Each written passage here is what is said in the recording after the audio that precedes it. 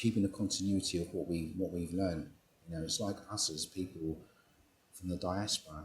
We've got to keep this thing going because there is, excuse the phrase, there is a bit of a whitewash at the moment, and it's almost like our history is being forgotten, and it's like we don't exist, and it's like we're not capable of conveying what other people are, and it's like, well, why is that? You know, how does someone like Des Parks, who's been around since the 70s, you know, set up dance groups, been integral in groups like Barry Sharp and Dinah Brown and the Brothers, he gave them their first record deal.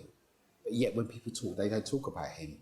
And he had a dance group, which was Unknown Quantity, that went on to dance in Diana Ross's first ever #1 hit, Chain Reaction. But yet people don't talk about him. You know, you look on Facebook, people, it's like, how can you do that? And he's the guy that taught Trevor Shakes how to dance. Really? Seriously. And Trevor Shakes confirmed it with me.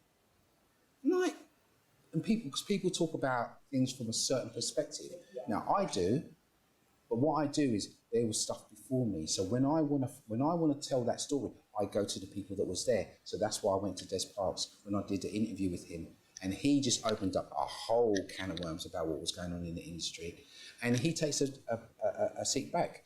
Unless we forget, someone like him is the one. When you talk about compilations, he was the guy that, apart from Morgan Khan doing Street Sounds, the next person to revolutionise how that was Des Parks when he did the Red Group compilations.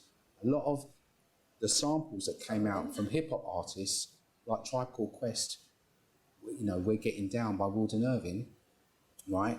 They found that through his thing. They didn't know about their music, even though it comes from their backyard, you know? And his link with people like Roy Ayers, Leroy Burgess, Gil Scott-Heron is ridiculous. But yet it doesn't get documented. Apart from, I've got to mention Lloyd Bradley's book, 100 Years of Black Music in the Capital. Fantastic. Yeah, it's like what you're doing. You're documenting this stuff. And it's like, for me, if I'm part of something like that, you know, then I feel like there's an achievement, because, you know, as independent artists or purveyors of the music, we have to do a little bit, because we have to leave something for the next generation. Definitely. So that they know what's going on. Because at the moment, stories are being told, bits are being left out, and certain people are being like, it's all about me. And I know I'm one of many people that can tell a story, and I choose to do it through Soul Survivors. That's my hook. I'm fortunate. I have a platform.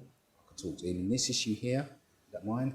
Sheila E, looking good on the front cover. Doesn't she? Marcia Griffiths, so Sheila E Latin, Marcia Griffiths reggae, Frosty, original Canvey Island, sort of Lacy Ladies, Goldmine Boy, the Summer Solstice team, Stanley Cowell and Charles Tolliver, you know, set up Strata East Records, one of the first independent black-owned labels in jazz when Blue Note and Prestige were about, and Jeff Lorber.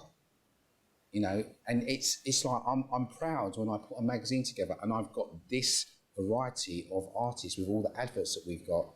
So I think that's excellent. Yeah. Because I'm the type of person, I like to read the sleeves of an album. Yeah. Magazines like that from front to right at the back. Yeah. I love it. Well, you're probably very much like me in terms of that is how I got a lot of my education, and it actually taught me a lot about myself as a black person.